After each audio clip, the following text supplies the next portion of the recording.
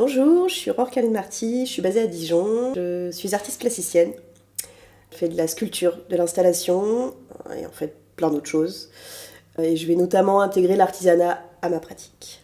Quand je parle d'artisanat, je parle de tous les artisanats possibles. Je suis assez gourmande et j'aime découvrir, apprendre les contours d'une technique pour les faire rentrer dans mes propres formes et dans mon univers. L'installation que je propose ici à la Fondation du Doute s'appelle Willing Suspension of Disbelief, qui est une expression anglaise, d'où le fait que ce soit un titre anglais, et qui est en fait la suspension consentie de l'incrédulité.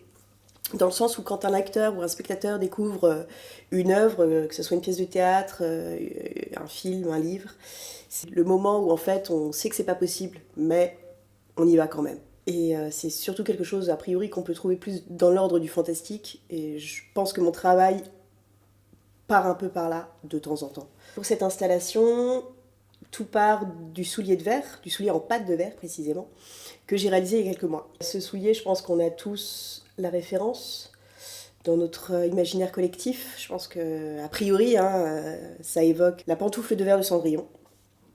Et donc, à défaut d'être brillante, étincelante, légère, séduisante, bah là, on est un peu à l'extrême du gros pathos, de la pâte de verre. Voilà, quand on s'approche, voilà, on voit même l'empreinte de mes doigts. Et donc, j'ai fabriqué tout le display qui va autour de ce soulier pour accueillir donc cette grosse référence.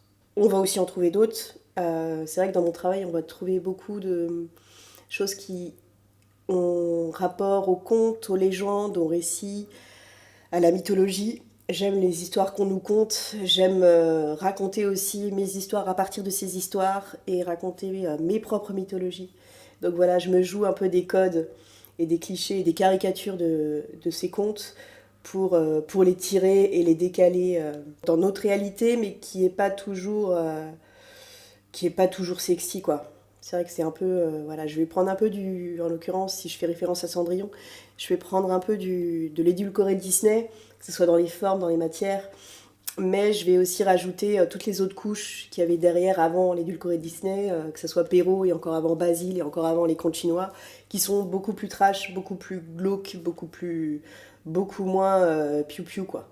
Et c'est ça qui m'intéresse, de décaler euh, les choses où voilà, c'est de prime abord, il y a toujours deux lectures dans mon travail.